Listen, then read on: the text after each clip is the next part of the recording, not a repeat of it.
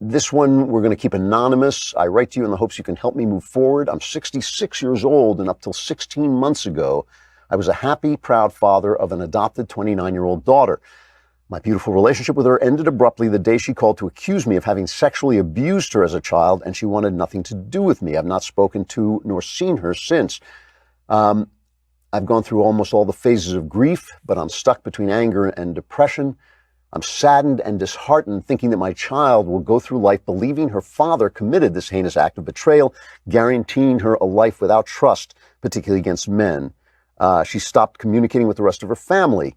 I vacillate on how to reach out. I want to reassure her she was never betrayed, but I've been reluctant to do so since any attempt would seem self-serving.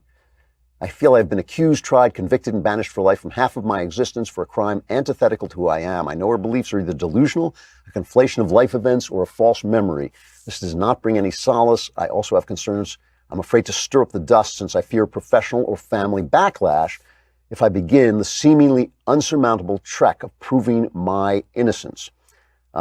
Thank you in advance for any thoughts that may help me find the first step. Well, first of all, I'm going to assume that you're telling the truth, that you are completely innocent in this case. Because if there is anything that you are justifying or rationalizing in your mind that was in fact a sexual transgression against a child, screw you. Okay?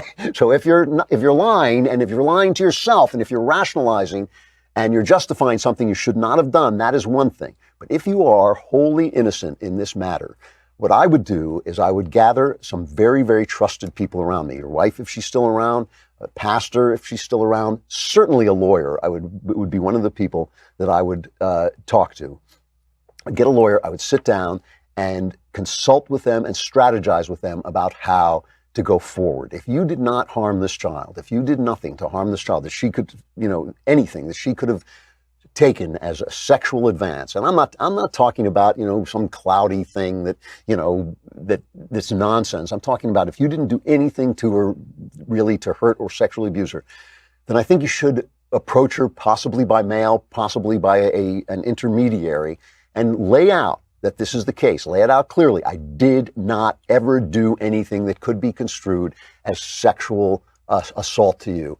You got one shot. Put it forward. Tell her you think she has been victimized by somebody. This does happen. This is a real thing. People do have false memories. They do get victimized by fake, psychotherapists. Write her a letter. Consult with people, especially a lawyer, but all kinds of people who are your friends, and how to go about it, and how to word it, and what to say, and then leave her alone. It's her life. It's very, very sad, and I feel for you, but it's her life. But once you put forward your case as clearly and in as civilized and loving a manner as you can, it's up to her. The ball's in her court.